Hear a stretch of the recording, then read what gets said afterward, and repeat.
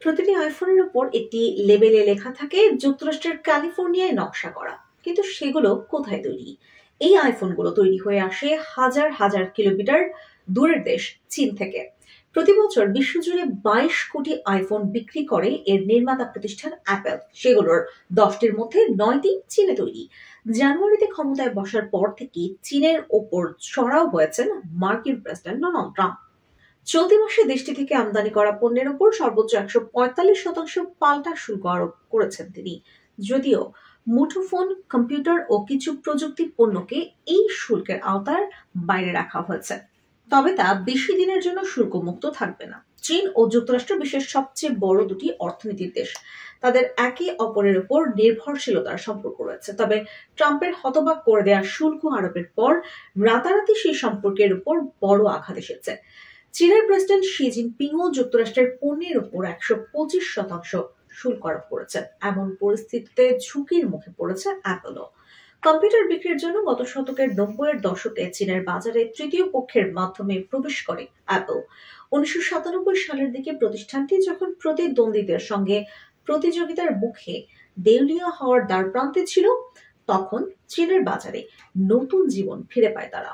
2001 সালে সাংহাই ভিত্তিক একটি প্রতিষ্ঠানের মাধ্যমে আনুষ্ঠানিকভাবে চীনে ব্যবসা শুরু করে অ্যাপল। তখন তারা দেশটিতে নানা পণ্য উৎপাদন শুরু করে। পরে আইপড ও আইফোন তৈরির জন্য চীনে তাইওয়ান ভিত্তিক ইলেকট্রনিক পণ্য উৎপাদন প্রতিষ্ঠান ফক্সকনের সঙ্গে অংশীদারত্বে যায় অ্যাপল। 2008 সালে বেইজিং এ প্রথম নিজেদের পণ্যের দোকান খোলে অ্যাপল। শহরটিতে সে বছর অলিম্পিকের আয়োজন করা হয়েছিল। পশ্চিমবঙ্গের সঙ্গে তখন চীনের সম্পর্ক সর্বোচ্চ পর্যায়ে ছিল। এরপর শিগগিরই চীনে 50টি দোকান খুলে ফেলে অ্যাপল। দেশটিতে প্রতিষ্ঠানটির পণ্যের জনপ্রিয়তা এতটাই বেড়ে যায় যে দোকানগুলোর বাইরে ক্রেতাদের লাইন লেগে থাকত। ধীরে ধীরে অ্যাপলের মুনাফা বাড়তে থাকে। একই সুবিধা পেয়েছিল চীনের প্রতিষ্ঠানটির পণ্য সংযোজনকারীরাও। দেশটিতে বিশ্বের সবচেয়ে বড় আইফোন কারখানা গড়ে তোলে ফক্সকন। এই কারখানাটি এখন আইফোন সিটি নামে পরিচিত। আজও বেশিরভাগ আইফোন তৈরি করে ফক্সকন।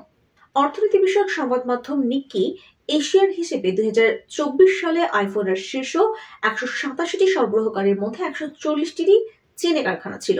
গত বছর এক সাক্ষাৎকারে অ্যাপলের প্রধান নির্বাহী কর্মকর্তা টিম কুক বলেছিলেন, বিশ্বে আমাদের কাছে চীনের সবচেয়ে বেশি গুরুত্বপূর্ণ কোনো সরবরাহ ব্যবস্থা আর নেই। ডোনাল্ড ট্রাম্প স্মার্টফোন সহ চীনা প্রযুক্তি পণ্যের ওপর আবার চড়া শুল্ক আরোপ করলে দেশটি থেকে যুক্তরাষ্ট্রের আইফোন আমদানির খরচ কয়েক গুণ বেড়ে যাবে। এর প্রভাব পড়তে পারে আইফোন সহ অ্যাপলের অন্যান্য পণ্যের মার্কিন ক্রেতাদের উপর। চলতি মাসের শুরুর দিকে এক সাক্ষাৎকারে বলেন, লাখ লাখ মানুষ মিলে আইফোন তৈরি করছেন। এই কাজগুলো যুক্তরাষ্ট্রে চলে আসতে যাচ্ছে। আর গত সপ্তাহে হোয়াইট হাউসের প্রেস সচিব ক্যারোলাইন লেভিট বলেছেন, সেমিকন্ডাক্টর চিপ, স্মার্টফোন ও ল্যাপটপের মতো গুরুত্বপূর্ণ প্রযুক্তিগুলো উৎপাদনের ক্ষেত্রেই চীনের ওপর যে যুক্তরাষ্ট্র নির্ভর করতে পারে না তা পরিষ্কার করে দিয়েছেন প্রেসিডেন্ট ট্রাম্প। তবে এই নিয়ে বেশ সন্দিহান অনেকে। অ্যাপলের সাবেক উপদেষ্টা এলি ফ্রিডম্যানের মতে, অ্যাপল তাদের পণ্য সংযোজন কার্যক্রম যুক্তরাষ্ট্রে সরিয়ে নিয়ে আসবে এমন ভাবনা একেবারে উদ্ভট। 2013 সাল থেকেই নিজেদের সরবরাহ ব্যবস্থা চীনের বাইরেও বিভিন্ন দেশে গড়ে তোলার কথা ভাবছে প্রতিষ্ঠানটি। তবে এই তালিকায় কখনোই যুক্তরাষ্ট্র ছিল না। অ্যাপলের ওয়েবসাইটে দেয়া তথ্য অনুযায়ী প্রতিষ্ঠানটির সরবরাহ ব্যবস্থা 50টির বেশি দেশে বিস্তৃত।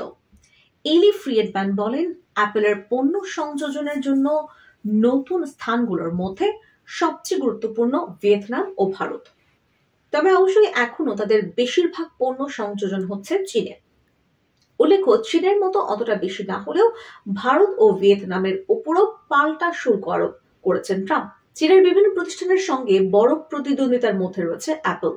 সরবরাহ ব্যবস্থা বিশেষজ্ঞ লিন জুয়েপিয়াং বলেন, অ্যাপলের কারণে চীনে ইলেকট্রনিক্স পণ্য উৎপাদনের যে সক্ষমতা তৈরি হয়েছে, এখন প্রতিষ্ঠানটির সেই সমৃদ্ধ সরবরাহ ব্যবস্থা ব্যবহার করতে পারে হুয়াওয়ে, শাওমি ও অপর মতো মুঠোফোন নির্মাতা প্রতিষ্ঠানগুলো।